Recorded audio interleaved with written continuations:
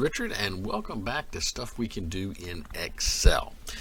Often, when we're performing an analysis on a set of data, we don't actually want to work with the original data. We don't want to manipulate, change, or otherwise deface the original data set. So what we need to do is we need to take the data from the original data set and put it into a new file that we can analyze. And we don't want to just make a copy of that file because there may be other things we want to do with it. So within Excel is a neat tool called Power Query. In older versions of Excel, you used to have to do this as a separate download and add-on. But Power Query is now built in as part of Excel. So we're going to look at how you can use Power Query first to extract data from another file and then to set the data up so that you can then use data cleaning tools on it later. So let's go look at the Data Query tool. So we're going to start with our Excel file, and it's just a blank open Excel worksheet. And what I'm going to do, I'm going to click on the, you can see I've clicked on the Data tab, and I'm going to go all the way over to the left here. Now this, I'm working in Excel 2019, but these steps also work for 2022.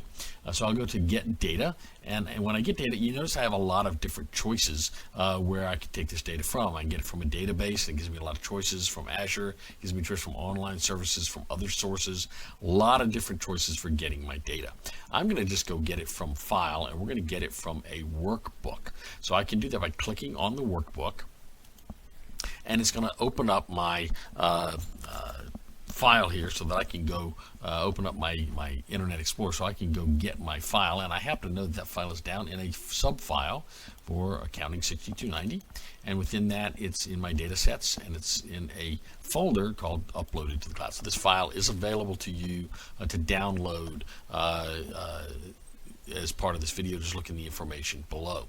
So we're going to use the sales and cost of goods sold data for 2016 to 2022, and I'll just hit import. So now what it's going to do is it's going to import this file. It takes a few moments for Power Query to go in and grab the data. It's going to connect, it's going to grab all this data and put it into a cell. Now I happen to know this workbook has 2 worksheets in it, and I only want worksheet 1. If you want, you're going to have to download each worksheet separately if that's what you want to do, but we're just going to download the one, and we're going to hit load. Now, so when it loads this file, it's going to load it into the Power Query interface. Now, the Power Query interface is going to have some interesting features to it. First, over here on the far left, and I'm going to make this a little bit bigger so we can see it, we have a section over here of queries and connections. Every time you open a new query, it's going to upload, it's going to show it here. It's going to show you all the different steps that you did and all the different queries that are open. So the first thing I'm going to do is I want to save this as a new name. So I'm going to double click on this sheet that's open, and it's going to do 2 things for me. It's going to open up the Power Query editor itself, which has a bunch of commands at the top, and it's going to give me this over here. So I'm going to put my name up here, and I'm going to call this Annual Data Analysis. So this is going to be the file where I take the annual data and I analyze it. Right now, I'm going to go back over to the far left, up here under the File tab. You see it says Close and Load. I'm just going to click on that. I'm going to click on Close and Load. Now I have several choices. I can do Close and Load or Close and Load 2, but right now we're just going to do Close and Load. And when I click on Close and Load, it's going to now change the name of that data file to Annual Data Analysis. Now there's one other thing I want to do to this data next, and that is I want to select which of the data I'm going to actually include in this new file. So when I double click on this again, it's going to give me again my Power Query editor. And when I go into this, there's a column that says Choose Columns. This is a really interesting column. I go here and I can tell